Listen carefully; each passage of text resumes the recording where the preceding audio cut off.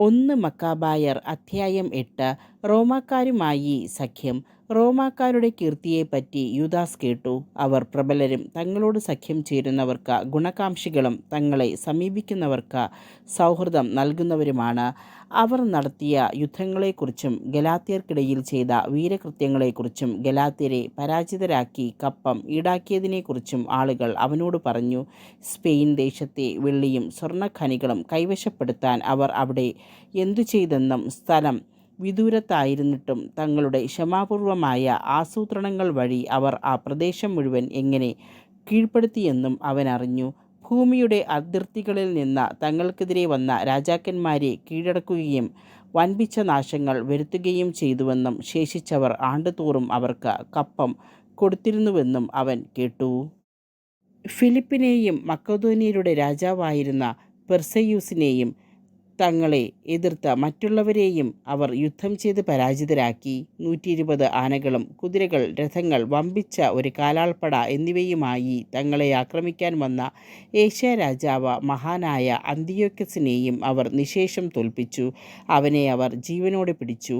അവനും അവനുശേഷം വരുന്ന ഭരണാധിപന്മാരും കപ്പമായി വലിയ തുകയും ആൾജാമ്യവും നൽകണമെന്നും അവരുടെ പ്രവിശ്യകളിൽ മേൽത്തരമായ ഇന്ത്യ, മേദിയ, ലിദിയ എന്നീ രാജ്യങ്ങൾ വിട്ടുകൊടുക്കണമെന്നും റോമാക്കാർ ആവശ്യപ്പെട്ടു.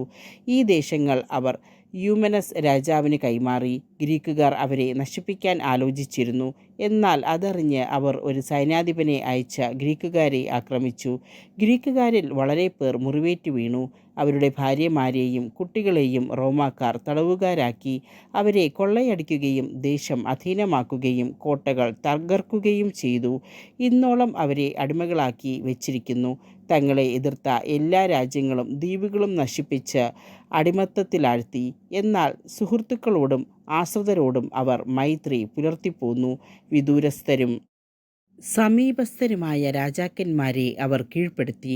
അവരുടെ പ്രതാപത്തെക്കുറിച്ച് കേട്ടവരെല്ലാം അവരെ ഭയന്നിരുന്നു. തങ്ങൾ ഇച്ഛിക്കുന്നവരെ അവർ തുണച്ചു. രാജാക്കന്മാരാക്കുന്നു, യഥേഷ്ടം നാടുവാഴികളെ സ്ഥാനഭ്രഷ്ടരാക്കുന്നു. അങ്ങനെ അവരുടെ ഔന്നത്യം പ്രകീർത്തിക്കപ്പെടുന്നു.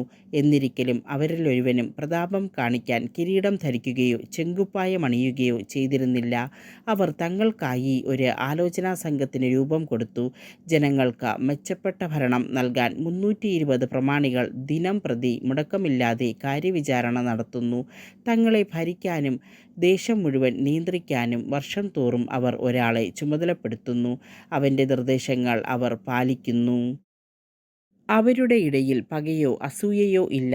റോമാക്കാരുമായി സൗഹൃദവും സഖ്യവും സ്ഥാപിക്കാനും അടിമത്തത്തിൽ നിന്ന് മോചനം നേടാനുമായി യൂദാസ് ആക്കോസിൻ്റെ പുത്രൻ യോഹന്നാൻ്റെ മകനായ യവൂപ്പോളെമസുനെയും എലയാസറിൻ്റെ മകൻ ജാസനെയും തിരഞ്ഞെടുത്തു.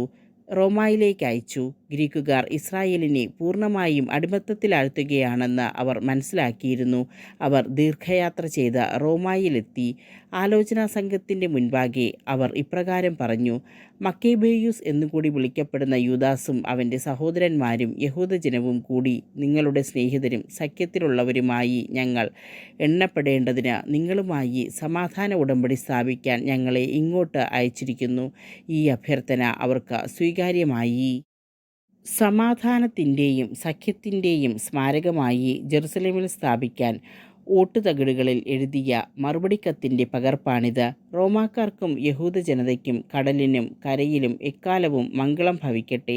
വാളും വൈരിയും അവരിൽ നിന്ന് അകന്നിരിക്കട്ടെ.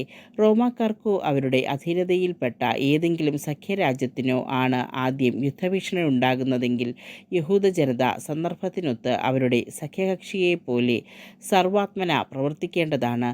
അവരോട് യുദ്ധം ചെയ്യുന്ന ശത്രുരാജ്യത്തിന് യഹൂദർ ധനമോ ആയുധങ്ങളോ കപ്പലുകളോ കൊടുത്തുകൂടാ. ഇത് റോമാക്കാരുടെ തീരുമാനമാണ്. ഈ കടപ്പാടുകൾ ഒരു പ്രതിഫലവും പ്രതീക്ഷിക്കാതെ അവർ നിറവേറ്റേണ്ടതാണ്. അതുപോലെ യഹൂദർക്ക് ആദ്യം യുദ്ധത്തെ നേരിടേണ്ടി വന്നാൽ റോമാക്കാർ സഖ്യകക്ഷികളെപ്പോലെ സന്ദർഭാനുസരണം പ്രവർത്തിക്കണം. ശത്രുപക്ഷക്കാർക്ക് ധാന്യമോ ധനമോ ആയുധങ്ങളോ കപ്പലുകളോ അവർ നൽകിക്കൂടാ. ഇതും റോമായുടെ തീരുമാനം തന്നെ. ഈ കടമകൾ അവർ വഞ്ചന കൂടാതെ നിർവഹിക്കേണ്ടതാണ്. ഈ വ്യവസ്ഥകളിന്മേൽ റോമാക്കാർ യഹൂദജനതയുമായി ഉടമ്പടി ചെയ്യുന്നു. ഈ വ്യവസ്ഥകൾ നടപ്പിലായതിനു ശേഷം ഇതിൽ എന്തെങ്കിലും കൂട്ടുകയോ കുറയ്ക്കുകയോ ചെയ്യാൻ ഇരു കക്ഷികളും തീരുമാനിക്കുന്ന പക്ഷം തങ്ങളുടെ വിവേചനമനുസരിച്ച് അപ്രകാരം ചെയ്യാവുന്നതാണ്. അവർ വരുത്തുന്ന ഏതു മാറ്റവും സാധുവായിരിക്കും. ദെമേത്രിയൂസ് രാജാവ് യഹൂദരോട് ചെയ്യുന്ന ദ്രോഹങ്ങളെക്കുറിച്ച് ഞങ്ങൾ ഇപ്രകാരം അവർക്ക് എഴുതിയിട്ടുണ്ട്. ഞങ്ങളുടെ സുഹൃത്തുക്കളും സഖ്യകക്ഷിയുമായ യഹൂദരെ നിങ്ങൾ പീഡിപ്പിക്കുന്നതെന്ത്? നിനക്കെതിരായി അവർ വീണ്ടും ഞങ്ങളോട് സഹായം അഭ്യർത്ഥിച്ചാൽ ഞങ്ങൾ അവരുടെ അവകാശങ്ങൾ സംരക്ഷിക്കുകയും കടലിലും കരയിലും നിന്നെ ആക്രമിക്കുകയും ചെയ്യും.